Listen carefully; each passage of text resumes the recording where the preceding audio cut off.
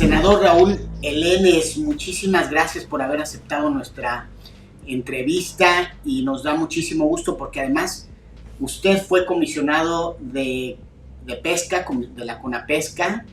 y pues queremos entender ese mundo de las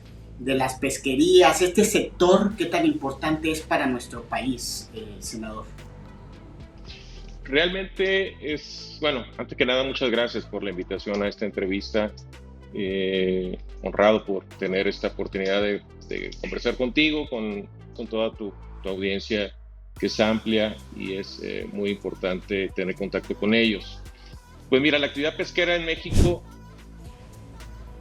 ha pasado por todas las etapas que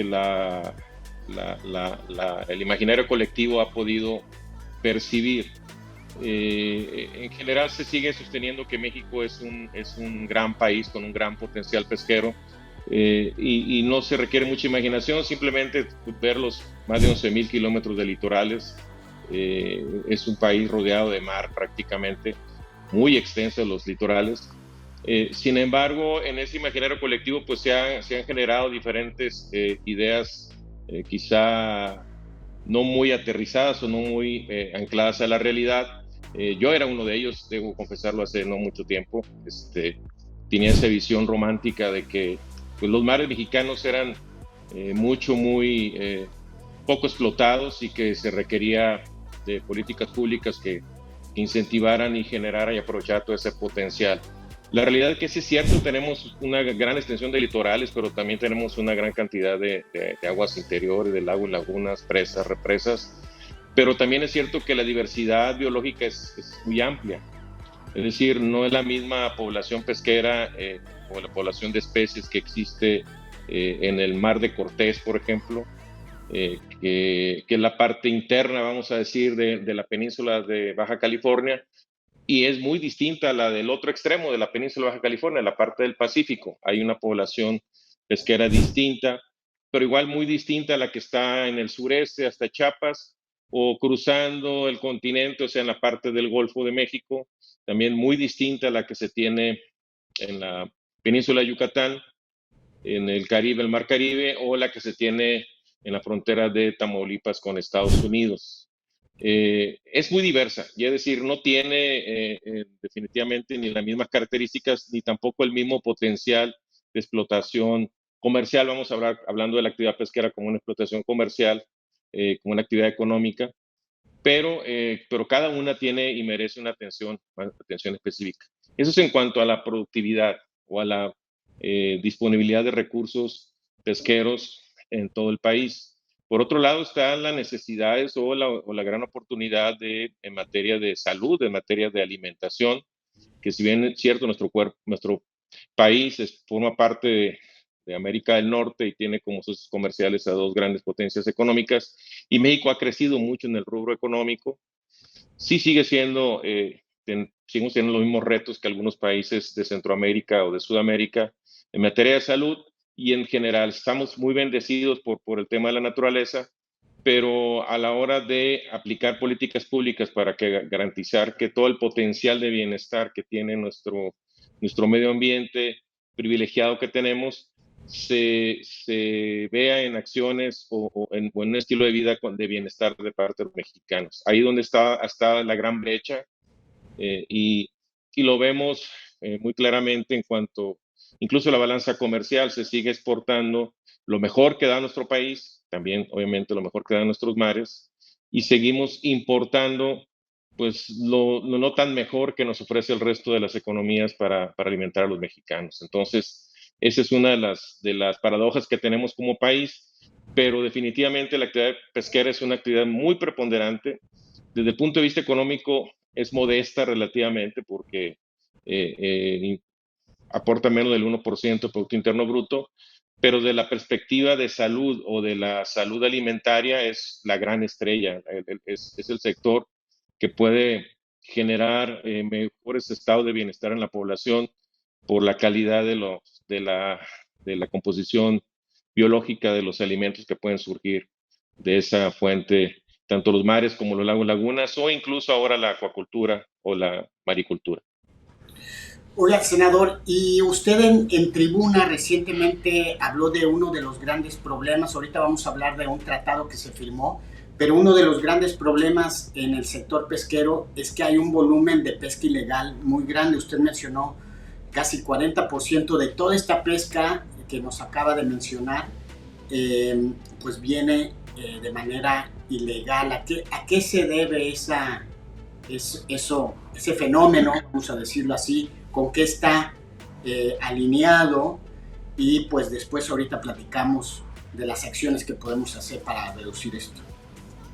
Pues surge de lo que platicamos desde el inicio, o sea, nuestras grandes bendiciones también son nuestros grandes retos, nuestras grandes perdiciones, es decir, es la extensión de los litorales, sumado al volumen real, que son las 200 millas de mar patrimonial, pues hace de entrada muy complicado poder tener una vigilancia precisa, adecuada, efectiva en lo que sucede en nuestros litorales. Y súmale las aguas interiores,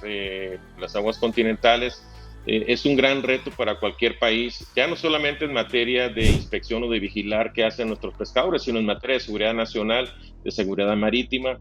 Ahí la Marina Armada de México pues es la autoridad que se encarga de vigilar los mares, incluso el mar patrimonial en general, y aunque hace un gran esfuerzo y hace un gran trabajo, definitivamente pues es un gran volumen de trabajo y de áreas a inspeccionar. Sumado a eso está el que, bueno, pues conviven con otras actividades. En las costas mexicanas no solamente se pesca, no solamente se cultiva, también se hace una serie de actividades adicionales como el turismo, como el comercio, incluso también actividades ilícitas como en todo el país. Entonces, se vuelve una mayor complicación si en tierra hay grandes territorios difíciles de vigilar y de controlar, pues en los mares todavía mayor. Entonces, la complicación de la inspección y vigilancia, tanto en materia pesquera y acuícola, que es de la que nosotros nos referimos, sumado a la seguridad nacional, pues es un reto gigantesco que ha estado como uno de los grandes temas que se menciona, bueno, pues ha perjudicado o ha impedido que la actividad pesquera se vuelva una actividad económica más evidente o de manera más efectiva. Las cifras que se manejan en los cálculos, pues son eso, cálculos, son estimados. A nivel internacional, la FAO habla de alrededor del 20% de la pesca mundial, que es pesca irregular, no registrada. Eh, y en México se hicieron cálculos no hace mucho, se habla alrededor del 40%, que en realidad no dejan de ser estimaciones. La dimensión real, pues lo sabremos o lo supiéramos si hubiera una revisión más estricta acerca de qué sucede con el producto una vez que llega a alguno de los puertos, a alguna de las costas, y cómo se vende al público en general. Desafortunadamente, tiene que ver también con la cultura de consumo de productos del mar. Muchos de los productos del mar pues se consumen de manera informal, generalmente en centros turísticos. Hay una industria alimentaria pesquera muy importante que ha crecido mucho. La industria tunera es un ejemplo, que es, vamos a decir, donde se pueden tener más controles sobre todo, sobre el mismo producto, la calidad del producto, dónde se vende, la legalidad con la que se vende, con la que se adquiere. Pero esta cultura que tenemos, que yo en su tiempo se lo planteé al presidente López Obrador, que era uno de los grandes retos de este país actualmente y en el futuro, convertir a México de un país marisquero o consumidor de mariscos a un país consumidor de productos del mar, como otras economías mucho más desarrolladas, donde la base de la alimentación son productos que provienen del mar, probablemente, generalmente de la pesca artesanal, es cierto, pero también de la pesca industrial, y donde se tienen procesos mucho más controlables y más vigilables. Pero en vía de mientras, haciendo un lado la pesca de autoconsumo, que también es una realidad y es algo que tenemos que proteger, pues mucho del consumo es informal, se lleva a cabo eh, pues en centros turísticos o en lugares costeros, y llega al consumidor de una forma igual, irregular. Entonces ahí está esa posibilidad, por lo tanto existe eh, personas, eh, grupos de personas que aprovechan esta laxitud o esa falta de necesidad de formalidad para poder comerciar estos productos, que finalmente todo lo ilegal funciona porque se vende. porque hay alguien que lo compra, nadie lo hace por hobby, nada ilegal, todo es porque hay un mercado que hay que abastecer y por lo tanto, pues es un círculo vicioso mientras no logremos, por un lado también, ir formalizando cada vez el consumo, pues habrá siempre espacio para que el consumo irregular se lleve a cabo, porque habrá quien lo capture o quien lo almacene y quién lo distribuya finalmente en el mercado negro, vamos a decirlo así, o el no oficial en México. Pero es una realidad en cualquier mercado, en cualquier lugar, pues hay pescaderías, incluso a veces vendedores ambulantes que te venden en las calles cualquier tipo de producto, y obviamente el consumidor no va a pedir, a ver, dame la factura, cuál es el origen, lo capturaste mediante un permiso, una concesión. Entonces, esa parte, esa dinámica, pues impide o genera más problemas porque es un área de oportunidad para la pesca irregular. En ese sentido, precisamente ese acuerdo que se firmó en el Senado, este, este impulso por eh, tratar de identificar estas fuentes y de reducir esta pesca ilegal, ¿cómo nos puede ayudar este acuerdo? ¿Por qué México también se tardó de alguna manera un poco más de tiempo que otros países en firmarlo? Eh, ¿Qué consecuencias en el corto plazo o beneficios, vamos a decirlo así, puede tener este acuerdo? Pues mira, exactamente la misma pregunta que tú hiciste fue la que yo me hice cuando conocí este acuerdo internacional que México no lo había firmado. Las explicaciones que obtuve fue pues porque no había interés, porque de alguna manera había interés en beneficiarse en esta laxitud de la inspección y vigilancia, o que no hubiera intervencionismo extranjero, porque este pacto es un pacto internacional, que es vinculante, se menciona decir, puede generar que haya pues acciones conjuntas con otros países, y el incumplimiento de lo general de este acuerdo, de este pacto internacional, pues tendría consecuencias comerciales a nuestro país. Entonces, era parte de la resistencia y efectivamente tardó mucho, mucho, pero ¿quién iba a pensar que lo que yo empecé a empujar como autoridad al inicio de esta administración del presidente Andrés Manuel López Obrador, me iba a tocar aprobarlo como senador de la República? Y por eso fue mi júbilo cuando hicimos aprobar este pacto. Y en mi intervención pues dimensioné realmente la importancia. No es algo, no es cualquier acuerdo. Claro, no es nada que de inmediato obliga al país, pero el haberlo firmado es un compromiso internacional que hace nuestro país, y que tendrá que ir acompañado con medidas de corto, mediano y largo plazo para buscar disminuir o eliminar al máximo la pesca irregular. Y eso trae múltiples beneficios a toda la economía formal, a la pesca formal, pero también a los consumidores, que también, Y al medio ambiente también. y al medio ambiente, efectivamente, por el exceso de esfuerzo pesquero, por la sobreexplotación que puede hacer algunas especies, o lo más grave, pues de productos que son capturados en época de veda, en edad reproductiva, y pues al final tendrá que haber un beneficio en general. Pero sin embargo, ahora viene el reto para el gobierno mexicano, cómo empezarle a hacer una revisión primero de lo que se ha hecho en el pasado inmediato y en el pasado remoto, evaluar qué ha funcionado, qué no ha funcionado, y empezar a implementar nuevas estrategias, porque para poder bajar esas estimaciones que, insisto, de origen hay un problema, hay un severo problema en materia de estadísticas de capturas, porque desde el proceso de la misma autoridad es un proceso muy laxo, de muy más buena voluntad que control estricto, y porque además hay que entender que la actividad pesquera no toda es industrial, pues la buena parte es artesanal, es ribereña, y se requiere entender la dinámica que se vive en los campos pesqueros, que dista mucho de lo idóneo de tener un sistema de control muy tecnificado y todo lo demás, pero se tiene que empezar. Y lo más importante, al menos el tiempo que estuve yo al frente con la pesca, me di cuenta que los más interesados en que todo esto se mejore son los mismos productores pesqueros, especialmente los ribereños, que son los que tienen mucho interés en que todo funcione mejor y que tengan mejores condiciones para comercializar sus productos. Sí, yo también estoy convencido que los primeros interesados en que se solucione esto son los pescadores, Y en ese sentido usted dice, ahora que ya está firmado el acuerdo, necesitamos buscar las medidas y todos obviamente tenemos que participar. Eh, ¿qué nos diría, por ejemplo, yo estoy en la academia, yo soy un científico, qué le pediría a la academia, a los científicos que a veces también nada más nos quejamos y nos hacemos patos, pero no contribuimos? ¿Qué le pediría a ese sector? ¿Qué le pediría al sector pesquero como tal, a los pescadores? Y tal vez al consumidor, a los ciudadanos que ni están en estos dos sectores, pero que como bien dijo, pues no se van a poner a revisar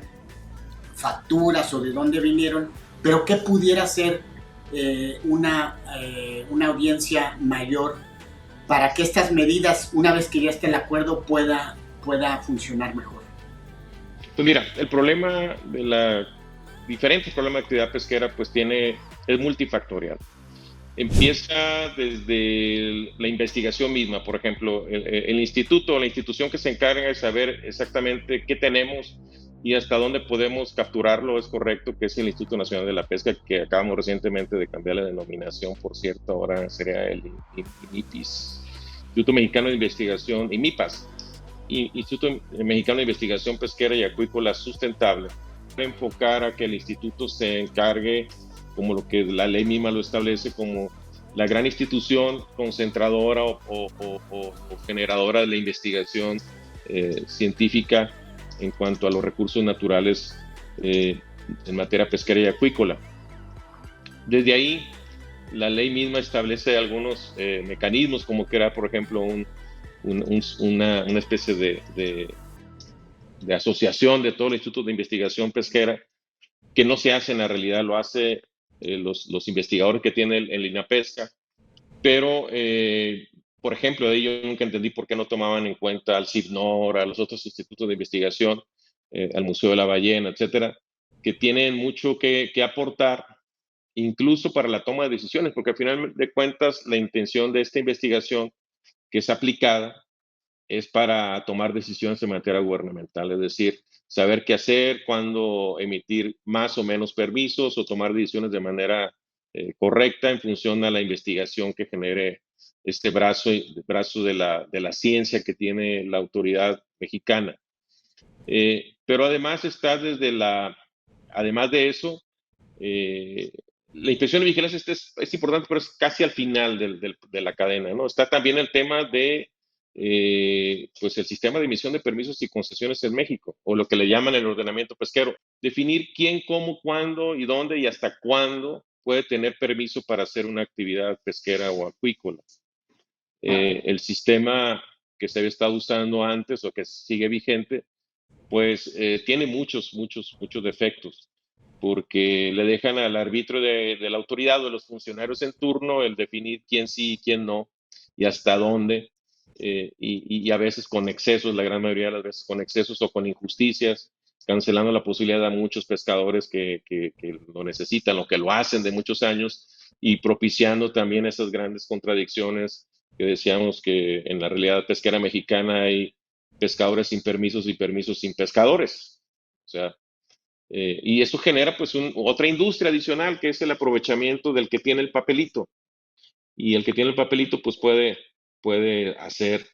muchas cosas sin necesidad de tener ni siquiera embarcaciones. Entonces, estas cosas son las que también hay que trabajar. Y luego está la inspección de vigilancia, es decir, que todo el proceso que el gobierno mexicano establece para definir las reglas de la actividad, pues se respeta. Desde los periodos de veda hasta el mismo periodo de producción, porque también nosotros definimos que hay dos tipos de pescadores o pesca, la pesca irregular y la pesca ilegal. Para nosotros, en lo personal, es una definición que nosotros planteamos para también poner en su justa dimensión a los pescadores. La pesca irregular es todos aquellos que hacen la actividad en tiempos correctos, con artes de pesca correcto, en zonas de pesca correctas, pero que no gozan de un permiso o una concesión por las razones que sean. Mientras que los ilegales pueden ser incluso pescadores regulares que tienen permiso o concesión, pero que lo hacen en época de veda, con artes de pesca prohibidas, en zonas prohibidas para la pesca, y esos son realmente ilegales. Tan así es que son dos tipos de delitos que se persiguen, que son los delitos de índole administrativo, que son estos que le llamamos irregulares, y los delitos ambientales, que son de índole penal incluso, que son todos estos violatorios de las vedas y de zonas y de especies protegidas. Entonces son dos ámbitos que tienen que homologarse porque finalmente incluso lo realizan los mismos pescadores, las mismas personas, ¿no? Entonces, buscar inhibir este tipo de conductas para beneficio colectivo de todos. Por lo tanto, en nuestro juicio requerimos una autoridad de mayor fuerza operativa, incluso vamos a decir con mayor autoridad moral, vamos a decirlo, o que realmente genere respeto en la comunidad. Por eso estamos planteando la creación de la Guardia, que la llamamos Guardia Nacional Pesquera y Acuícola, perdón, y Ambiental, que está atendiendo estos dos tipos de situaciones, la pesca irregular y la pesca ilegal, pero como una subdivisión de la Guardia Nacional para buscar inhibir definitivamente estos delitos. ¿Por qué razón ellos y no los que ya están? Pues porque está demostrado que no han podido, pues por incapacidad, por deshonestidad, por como sea, tanto los oficiales federales de pesca como los gendarmes o los miembros, los inspectores de Profepa, pues han dejado mucho que desear en términos generales. Siempre ahí donde se caen todos los operativos, todas las buenas intenciones que tiene el gobierno de México, y para eso, pues, simplemente el tema del Alto Golfo de California. Y es frustrante para la autoridad. Yo en su tiempo, cuando fui comisionado de pesca, lo dije abiertamente, que yo estaba frustrado porque no podía renovar el cuerpo de oficiales de pesca, porque algo que no se ha dicho tampoco es que gobiernos de la época pasada, especialmente del gobierno de Fox, crearon algo quizá bien intencionado, pero que fue malvadamente utilizado, que era el servicio profesional de carrera, que inundaron el gobierno federal de servicio profesional de carrera. Todos los oficiales federales de pesca son servicio profesional de carrera en procedimientos pues desconfiables de certificación y todo lo demás, que eso vuelve casi imposible su despido o a costos muy altos, que prácticamente amarra de manos al gobierno federal, al nuevo gobierno federal que llegue, porque está ese grupo de personal sembrado en todo el gobierno federal, que están amarrados por esta figura que impide pues buscar limpiar y generar nuevos elementos. Porque además está el otro problema. Todo lo ilegal, pues también directo o indirectamente por necesidad o por temor, pues los mismos pescadores no lo denuncian como debiera ser con la contundencia, y es difícil a veces, hay denuncias por muchísimos y hay evidencias circunstanciales, pero no las necesarias como para iniciar la gran cantidad de procedimientos administrativos que se requerirían para limpiar de una vez por todas a una fuerza 100% civil, que tiene otras características, que tienen limitaciones, que no son primeros respondientes, que tienen que colaborar con las autoridades, y que a veces, en lugar de colaborar, obstaculizan la labor de otras autoridades, y se genera pues este gran problema, pues que hay muchos, pero no se resuelve, no se hace nada, y cuando hay algún tipo de operativo, pues fácilmente, por la laxitud de las sanciones de tipo administrativas, fácilmente los evasores se salen con su cometido, que al final es lo que te menciono, el que tengan la disponibilidad de producto para venderlo. Si no tienen el producto, pues se acaba esta industria, pero finalmente logran su cometido a través de argucias legales, a través de corrupción de algunos funcionarios, y es un tema que no se acaba y no se acaba. Entonces, siempre yo quedé frustrado. En estos 3 años yo soñaba con grandes operativos, y ahora sí un gran desmantelamiento de bodegas en la Nueva Viga o en otros lugares, así como se hacen esos grandes decomisos de estupefacientes. Dije, pues estoy seguro que existen, o sea, grandes bodegas llenas de producto ilegal, pero finalmente no se logró concretar con el personal que se tiene, por las distintas razones, y estamos buscando otra nueva alternativa. En un tiempo se planteó la posibilidad de que fuera la Secretaría de Marina que hiciera, de hecho, yo lo planteé también, platicando con el presidente López Obrador, pero vimos que no era una opción hasta el momento totalmente viable. La misma Secretaría de Marina dijo, espérenme, ya tenemos otra carga de trabajo, porque mucha de la inspección de vigilancia efectiva se hace en tierra, o sea, debe ser en tierra, que es donde finalmente llega el producto. En el mar, que es extensísimo, pues pueden hacer cualquier actividad, pero insisto, en algún lado lo tienen que, que, arribar, pues, en algún lado tiene que llegar para que pueda hacer negocio. Entonces, eh, se puede combatir mucho la inspección, el problema de la pesca irregular y la pesca ilegal en tierra, no exactamente en los mares. Senador, estamos llegando ahorita a esta primera, a la conclusión de esta primera entrevista. Nos gustaría seguir platicando con Claro, usted, con con otros. mucho gusto. Y lo que sí me gustaría, tal vez cerrar esta primera entrevista, ahora usted está poniendo algo que nunca se había hablado, al menos se sabía, se decía por todos lados, pero obviamente la corrupción es parte, o es seguramente el principal problema de este sector y de muchos, pero en particular la pesca ilegal, que ha no solamente impactado en la economía de comunidades, sino en el medio ambiente, pues es el flagelo que tenemos que seguir matando. Pero, ¿qué piensa usted? Yo siempre he tenido esta pregunta sobre los comisionados de pesca, los líderes pesqueros siempre llegan y hablan del sector pesquero y darle más oportunidades al sector pesquero, haciéndolo más eh, en, o incrementando la infraestructura, incrementando el poder de extracción, y ningún líder pesquero, ningún comisionado de pesca hasta ahorita yo he oído que hable de algo fundamental, que si la fábrica del sector pesquero es los arrecifes, los pastos marinos, los bosques de kelps, todo eso pues debería estar en estado de salud muy bueno, y nadie habla de eso. ¿Usted qué piensa sobre, ahorita hablaba de la parte moral de esto, qué piensa sobre la parte moral y ambiental también del problema? Pues de hecho, incluso el enfoque mismo de esta nueva instancia de inspección y vigilancia abarca la parte ambiental. Es el que precisamente tú mencionas, los santuarios, los sistemas lagunares, los humedales, igual los arrecifes y todo lo demás, que pues definitivamente al estar tan desvinculada la actividad, es decir, cada quien se encarga de su foco de interés. La pesca industrial de lo suyo, la pesca ribereña de lo suyo, y las otras actividades e intereses en el mar también hacen lo suyo, pero al final colisionan sus actividades con otras cosas que están dejando de lado. Es decir, no significa que haya una irresponsabilidad total. Por ejemplo, la flota tunera mexicana es una de las flotas más reconocidas a nivel mundial por hacer esfuerzos para evitar el daño menor incidental a especies o ecosistemas. Pero es una industria altamente rentable, que ellos mismos cuidan su propio negocio, pues su propio ambiente, pues. Pero hay otras actividades que se han denunciado, no sé, por ejemplo, la flota sardinera, que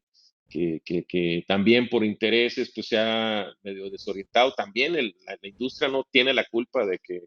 en algunos aspectos, por ejemplo, no haya políticas públicas que permita que se mejore el consumo de productos del mar o la cultura del consumo de productos del mar. Y para caso paradigmático, que es el más conocido, es la industria tunera.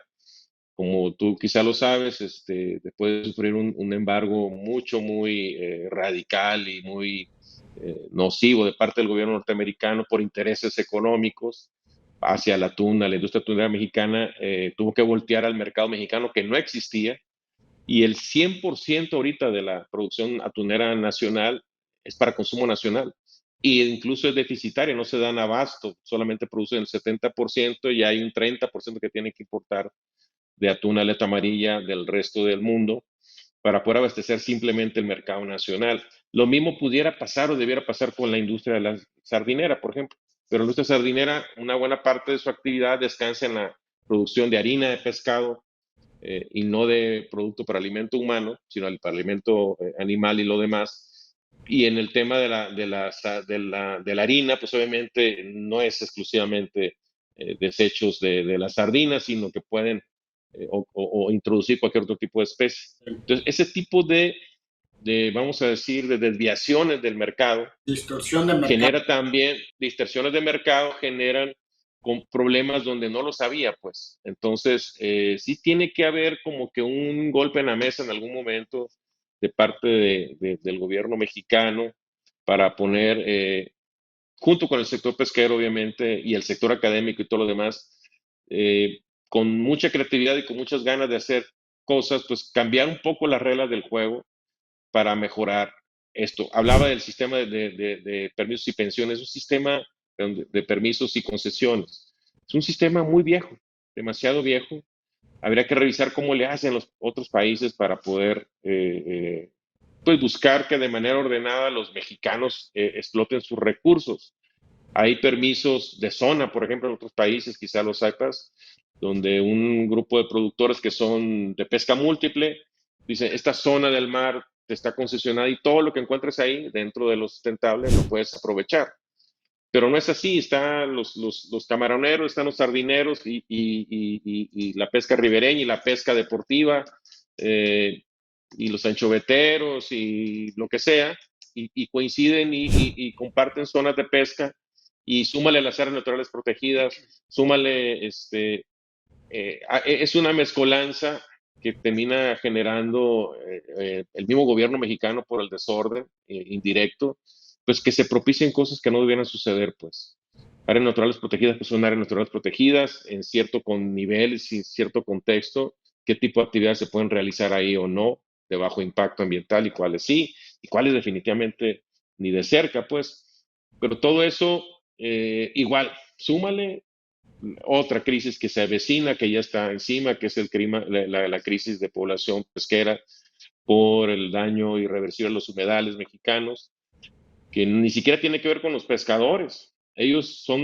están siendo víctimas de qué, de la otra actividad humana, de los residuos industriales, de las aguas de desecho de las grandes ciudades, de la actividad agropecuaria, y y se están acabando los criaderos de las especies en los esteros y en las bahías, y ahora sí va a ser una bola de nieve mucho mayor. Todo esto suena muy bien, pero entiendo que se requiere un gran trabajo de largo plazo, se requieren muchos recursos financieros públicos, a veces lo medioambiental, como tú lo debes saber, a veces como pareciera como que no es gran negocio para las necesidades de un pueblo, pero finalmente es lo más importante tenerlo como marco de referencia o límites para poder tener mares y océanos y criaderos sanos para garantizar la alimentación de futuras generaciones. Ahí entran otras actividades como la acuacultura, por ejemplo, que puede despresurizar mucho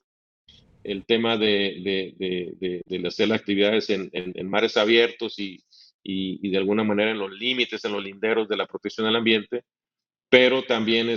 pues, se requieren inversiones importantes para estimularlos, para hacerlos. Mercado hay, es la gran que yo hasta el final dije en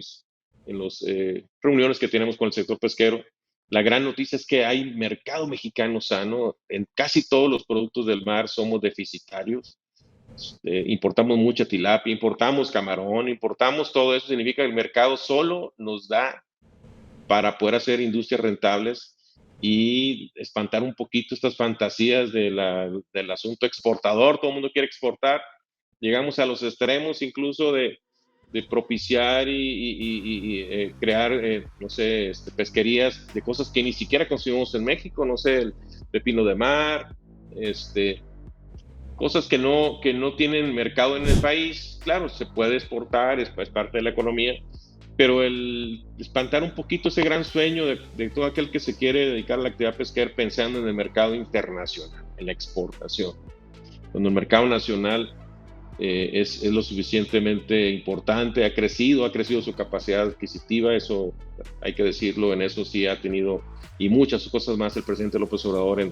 gran atino en fortalecer el mercado nacional a través de los mismos recursos públicos, con los programas sociales y todo lo demás. Y ya es importante que volteen muchos productores sin miedo, sin temor a que el mercado mexicano sea la solución. El camarón mexicano es un ejemplo, pues. Y ahorita el consumo de per cápita de camarón en México es muy alto. gracias a la capronicultura, por cierto, y eso ha democratizado que uno de los manjares que dan nuestros mares, que antes estaban prácticamente destinados a exportarse, y que solamente los estados costeros eran los que podían tener acceso a ese bien preciado, pues ya está prácticamente al alcance de las mesas de todos los mexicanos en cualquier poblado, en los centros comerciales, porque la acuacultura mexicana ya puso camarón en las mesas de los mexicanos a precios accesibles. Entonces son ejemplos, pues podemos con creatividad y con visión de mediano y largo plazo estar creando condiciones para que esto vaya mejorando para el bienestar de todos. Pues yo le agradezco por esta primera entrevista, muchas gracias, le mando un saludo y igualmente. nos vemos pronto.